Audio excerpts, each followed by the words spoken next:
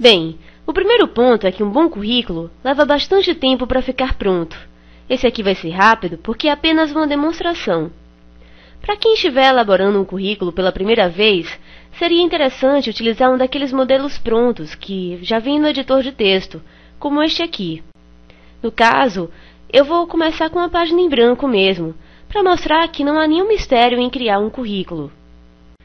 Bom, deixa eu aumentar então aqui o zoom para facilitar a visualização de vocês. Um primeiro aspecto é que aquele famoso título, Curriculum Vitae, já não é mais utilizado. Além de ocupar bastante espaço, todo mundo já sabe que esse documento é um currículo.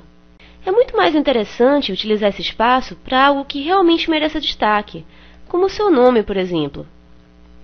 Esse título pode vir tanto no centro do documento, como na margem superior esquerda. Logo abaixo do nome, você deve colocar os seus dados pessoais. Sempre informe a sua idade e o seu estado civil. Não tente esconder que você é casado ou que tem filhos. Não vale a pena. O e-mail deve ser de uso profissional. Mas, por favor, não coloque o e-mail do seu emprego atual. Isso definitivamente não pega bem.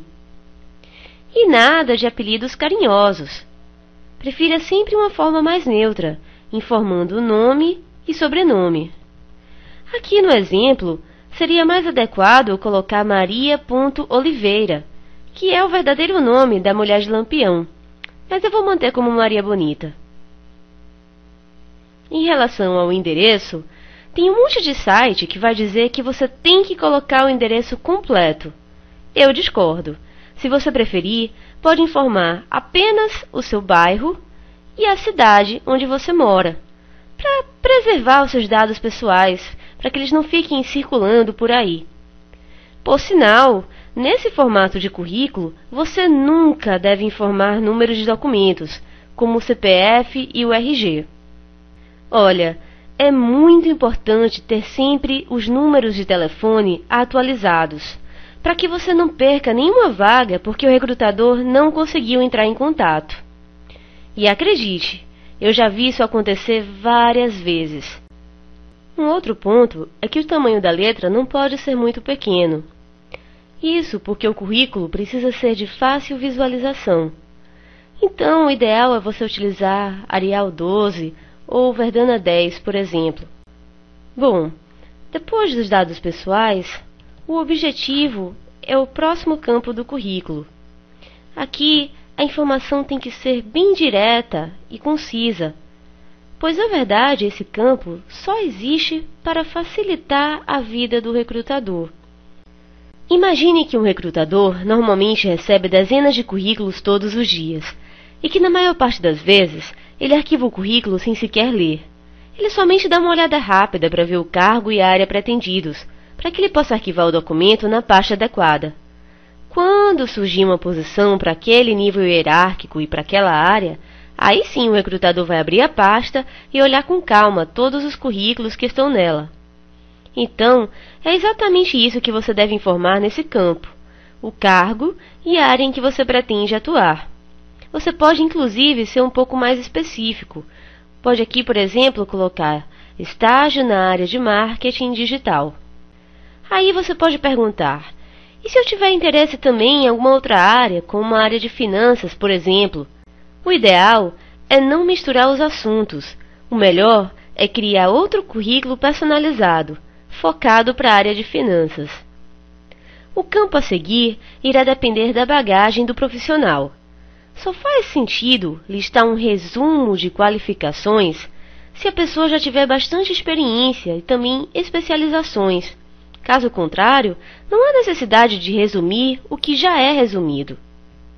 Caso você não possua essa bagagem toda, você deve prosseguir com o campo de formação acadêmica. Todas as informações do currículo devem estar sempre na ordem cronológica decrescente, ou seja, da mais recente para a mais antiga.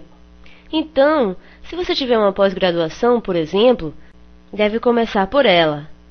Daí, na sequência, você deve colocar a sua graduação, sempre com o nome do curso, instituição e mês e ano de conclusão.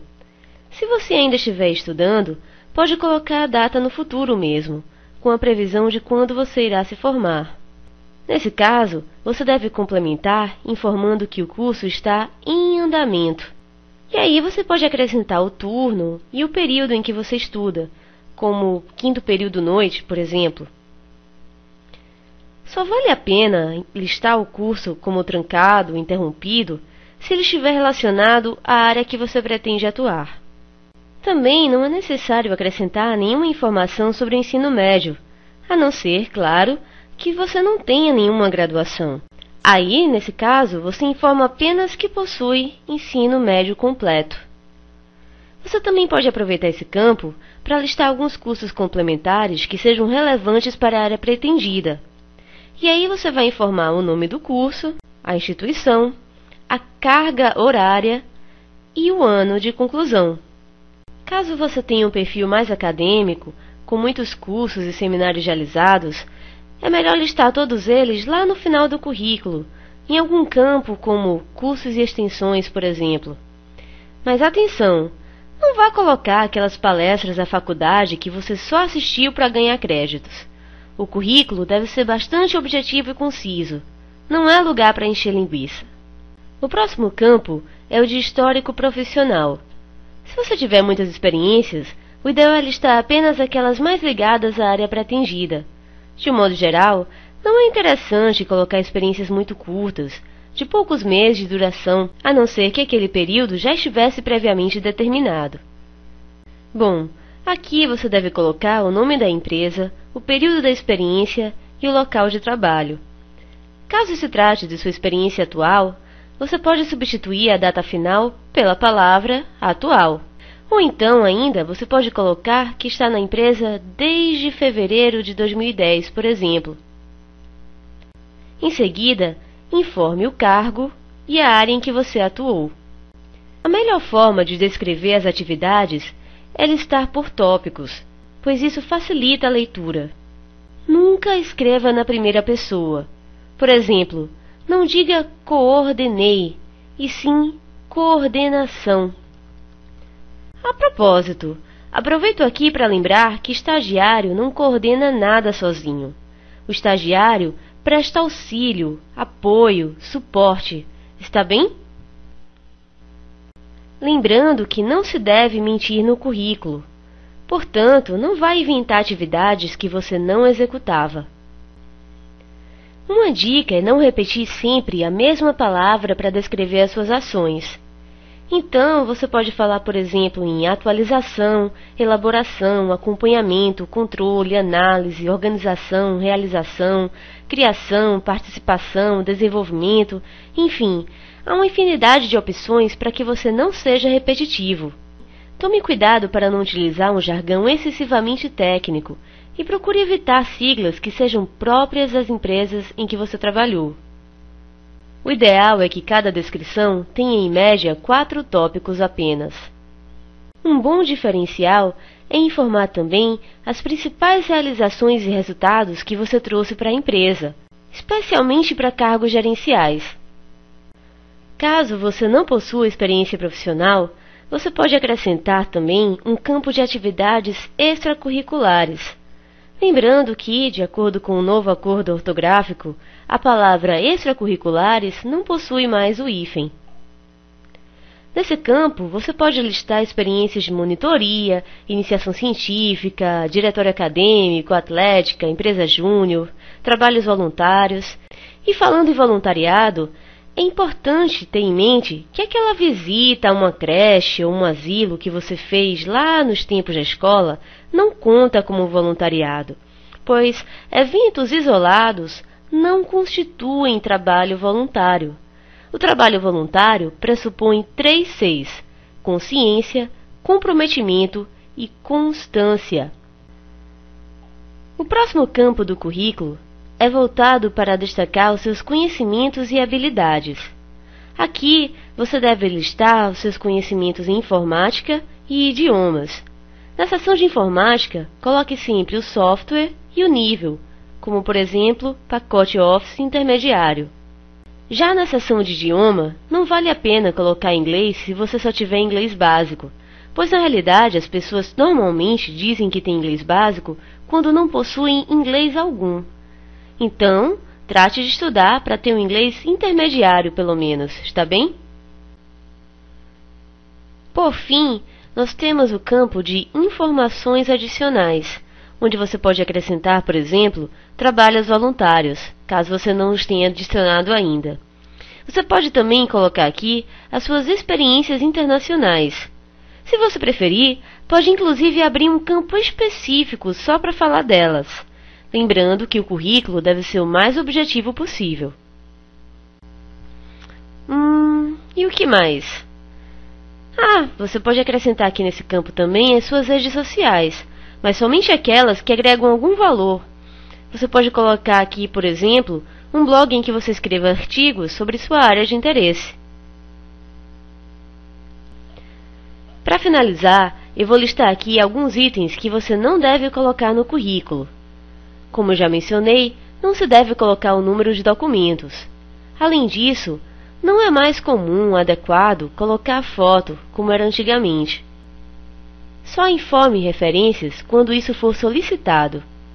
Em relação à pretensão salarial, isso será algo discutido no momento da entrevista. Além disso, antigamente havia o costume de se acrescentar data e assinatura ao final do currículo, por se tratar de um documento. Isso não é mais utilizado. Já se assume que o seu currículo está atual e que você está enviando informações verídicas, então não é necessário informar esses dados. Bem, depois de pronto, a palavra de ordem do currículo é a revisão. Percorra todo o documento em busca de formas de você deixá-lo mais enxuto, mais claro e objetivo. Não deixe de corrigir os erros de português, pois eles são muito mais comuns do que deveriam ser. Não é à toa que, em todo o material que você encontrar sobre currículo na internet, sempre eles terão essa ressalva: cuide do português. E não apenas questões de ortografia e gramática. Alguns currículos apresentam erros de digitação muito bobos, com letras repetidas ou trocadas de lugar, e até isso mesmo ocorre em telefones e endereços de e-mail. Puxa, esse é um erro que não pode acontecer, então nunca deixem de revisar o seu currículo. Na hora de salvar, escolha as extensões de arquivo mais acessíveis. Por exemplo, no caso do Word, procure por aquela versão que é compatível com as edições anteriores. Ou ainda você pode salvar na extensão PDF. Para nomear o arquivo na máquina, no seu computador, você pode fazer como quiser. Coloque data, versão, enfim. Já na hora de enviar para a empresa, coloque apenas CV, que é a abreviação de Curriculum Vitae, e o seu nome completo. Bem, logicamente, o seu currículo não precisa ser exatamente assim. Não se trata de uma estrutura fechada. Mas eu espero ter ajudado, então, a esclarecer as dúvidas sobre como elaborar um currículo. Se você gostou, não deixe de clicar em Gostei. E também não deixe de se inscrever no canal do Vida de Trainee para acompanhar dicas sobre carreira, processos seletivos e mercado de trabalho. No próximo programa, eu vou falar sobre como preencher um currículo online, que é um pouco diferente do currículo tradicional. Então, fiquem ligados e até a próxima!